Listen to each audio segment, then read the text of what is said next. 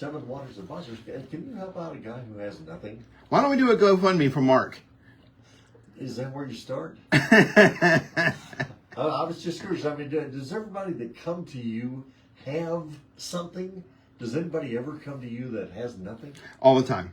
Really? All the time. Absolutely. Okay. Yeah. So, obviously if somebody comes to me, they don't have any money, there's not much we can do for them as far as giving them some tools to use because they don't have the funds to put in there.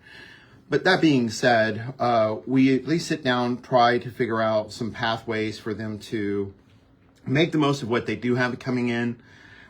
Maybe find some ways for them to start saving and making a difference. So what we say is it doesn't matter whether you're living on Social Security or you're worth $2 million. We'll sit down and have a conversation with you.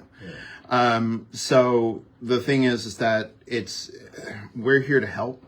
So generally it's 1 or 2 meetings with somebody that doesn't have a lot of income at first. But then what will usually happen is they start putting into practice the things that we tell them to, and maybe 6 months to a year later, now we're starting to talk to them about some different ways that they can start using some of the new monies they've gathered. So, okay. So it might take 6 months or a year, but then you will have something. Yeah, or longer, depending upon your situation. But what we do is we at least try to see what we can to make the most out of what you got. Yeah, cool. What's now that I've totally gotten you off topic, what's the topic this morning? Oh, that's not off topic. Let's say one of these individuals do show back up 6 months, but this time they got a winning lottery ticket in their hand. Oh, right. So today's discussion is on more money, more problems. And so have you heard any statistics about lottery winners and what happens to them? I don't know about stats or anything, but yeah, you definitely hear about those that you think wealth and money cures everything, and it brings on more problems than they ever thought they would have. Right. Yeah, I mean, you hear terrible stories of people being murdered by their own significant others, family members. You hear stories of people actually winding up committing suicide, losing everything within a few years. Yeah. You hear some terrible, terrible tragedies. You also may have heard of like a statistic where it says that 70% of lottery winners go broke within 3 years. So is that a realistic representation of what happens most of the time? Well, first of all, that 70% statistic isn't even real. It's been floating around since the 90s or the 80s. There was a news panel one day, and somebody asked how many people wind up going bankrupt, and one of the financial gurus there said, 70%. Nobody's ever been able to find the study that links to that. There are some studies that show about 1/3 of people do run out of money within just a few years. Okay. But does that mean that put their lives in a worse position necessarily? No, because a lot of these people that did win a lot of money all at once, they paid off debt. They they got out of debt. They set themselves up in such a way where their finances are less. Now, could have been handled better for these people? Probably. Also, we don't know what level of winnings those are whenever they say 33%. Yeah. So is everybody going to get murdered or commit suicide or have their life devastated? No. But there is a very real danger when you have money. And there's a very real opportunity when you have money. Yeah. And when you get a lot of money all at once, whether it be through something like lottery or inheritance, or maybe just an unexpected job opportunity that just increases your net worth seemingly overnight. That right there could either put you into a very bad place, or it could set you up for a very good place. Yeah. You're so fortunate that you have that happen to you. Me? Well, no, just I was like, no. The potential client out there. They've had this happen. Pay off all your debts, or is that the first thing you do, or is that not necessarily the first thing you do? The very first thing you do. you get a financial advisor, you get a lawyer, and you keep your mouth shut. Yeah, sure. I don't care how much you want to tell your friends and family. I don't care how much you want to bless your friends and family. I think it's great that you do, and you should, and charities and other things. But the first thing you do is you get a lawyer and you get a financial advisor, especially if you have very limited experience with money. Money is just like any other thing in life. It's something that is a skill that can be learned over time, but you're not, if you don't already have it, that may indicate that you don't already have the skill set or know-how on handling money. So the very first thing you should do is get a financial advisor and a lawyer. But once you do that, then do you want to wipe your slate clean or not necessarily? So I'm not the cash is king guy. Okay. I'm the stay away from stupid debt guy. Okay. There's good debt and there's bad debt. There's manageable debt and there's ridiculous debt. So, if you're talking about credit cards, wipe them out immediately. Right now with credit cards having APRs approaching and exceeding 30%, absolutely. You're not going to get too many investments that are going to yield that kind of return. So any kind of debt that really you're paying more than 4 or 5% for, immediately wipe that out. Okay.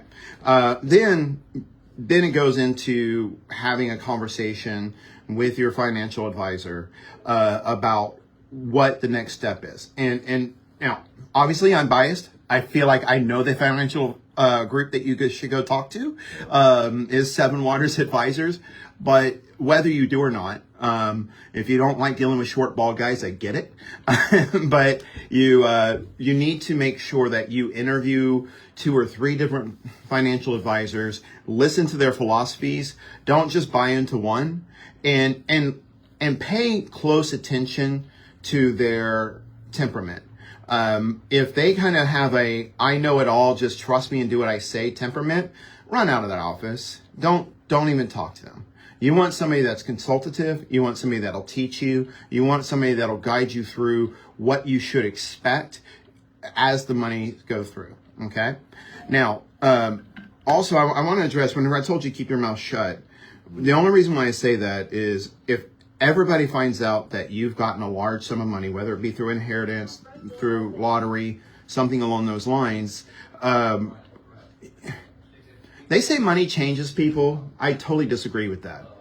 Money reveals characteristics that maybe people may hide.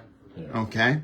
And so when, instead of you airing out to the world that you've got all these assets, why don't you instead watch your family, watch your friends, listen to those people that have real needs, and then find ways to share it. I would even try to be like Santa Claus and sneak it to them, unless you need the write-off, and that's where your financial and tax professionals come into play. Yeah. But try not to let too many people, if any people, know what happened to you. But, unfortunately, there are people who just can't do it. They just can't keep the trap shut. Really? You know people like that? Yeah. Here in Henderson? Here in this building. Oh.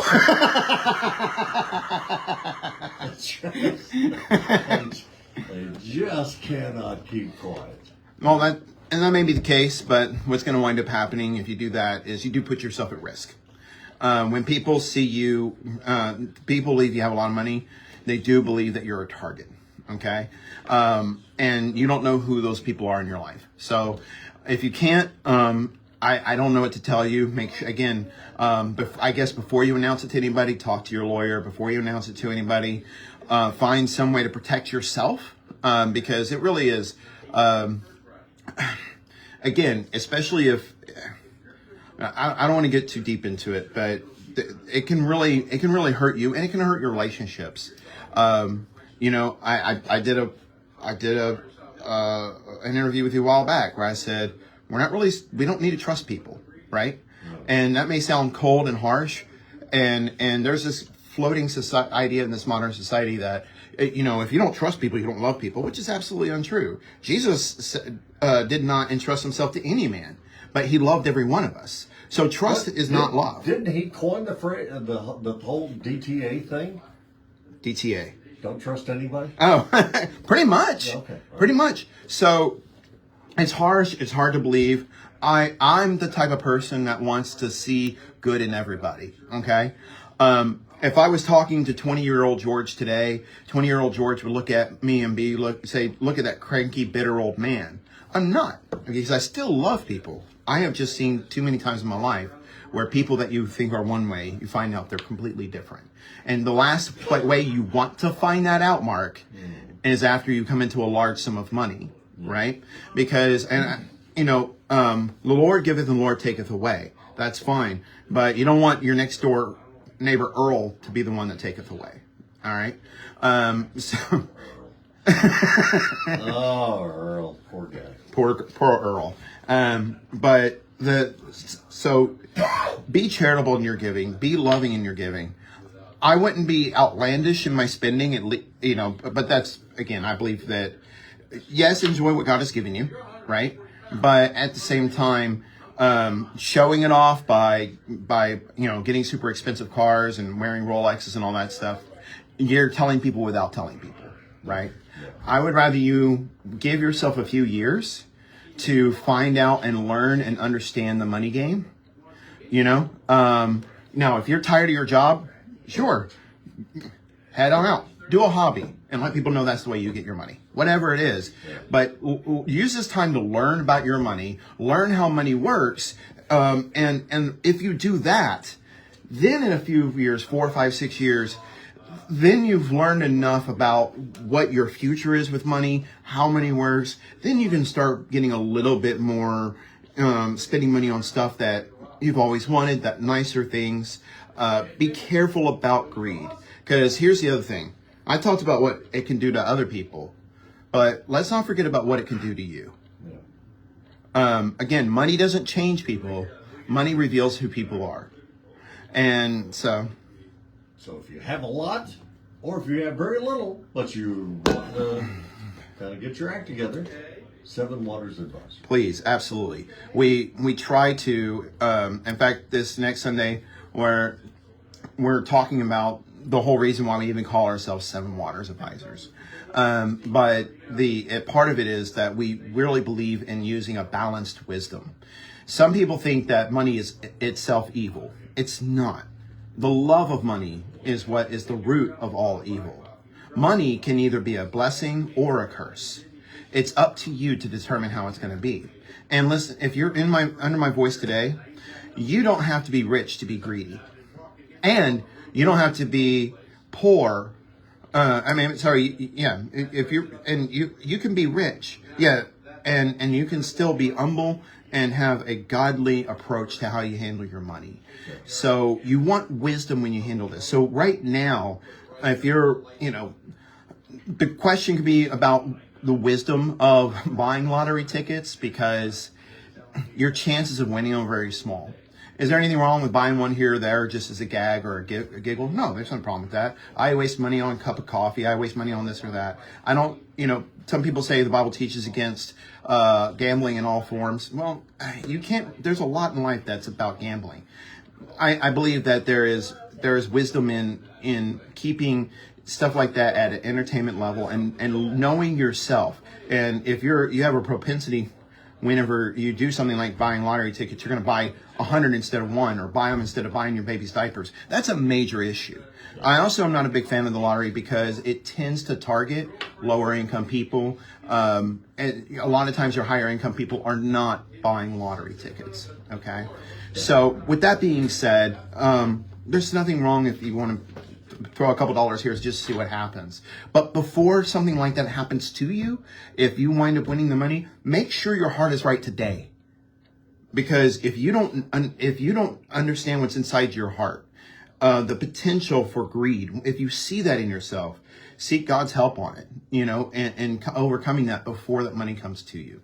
Now, the last thing I want to touch base on, and then we'll shut this down, is I mentioned lottery, but I also mentioned a large inheritance. If you receive a large inheritance, now a more astounding statistic than the lottery is that almost all inheritances are spent within 3 years. That one is true.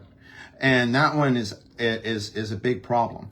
So are you, and here's the strange thing. Nobody wants to talk about death. So mom and dad don't want to talk to the kids about their money. The kids don't want to talk to mom and dad about their money. And everybody kicks the can down the road until somebody passes away. And now your emotions are high because you're grieving. And because of that, now you're more vulnerable to infightings within the family, arguing over things. And if you're not prepared for that money coming to you, coming to your family, it could do a lot of damage and destruction. More money can mean more problems, or more money can mean more opportunity. But you've got to be mentally prepared for these highly emotional situations, because when we're emotional, we don't make good decisions. Yeah. So if you have a large nest egg, you have not had a conversation with your beneficiaries, it's time to do so. It's maybe hard to do. They may want to put it off. You may want to put it off. But I'm telling you, if you don't make this step to talk to your family about what's going to happen, you're going to hurt them more by making them wait until they're trying to deal with your death and deal with this at the same time than having a conversation. Family estate planning is one of the best ways to keep harmony amongst your children. It's one of the best ways to make sure that the legacy that you're wanting to give to your family actually endures instead of is blown through, because you're going to be a part of teaching your children how to continue what you've already built up. So it's so important to educate your family and yourself before anything like that happens. It's a hard conversation to have. I promise you, we know how to speak to you and deal with this in a way that we can minimize the uncomfortableness of the conversation. But it's a conversation that needs to be had so that you, just as much love as you have that you want to leave your children and family these assets, leave it to them in a way that makes them better and not worse.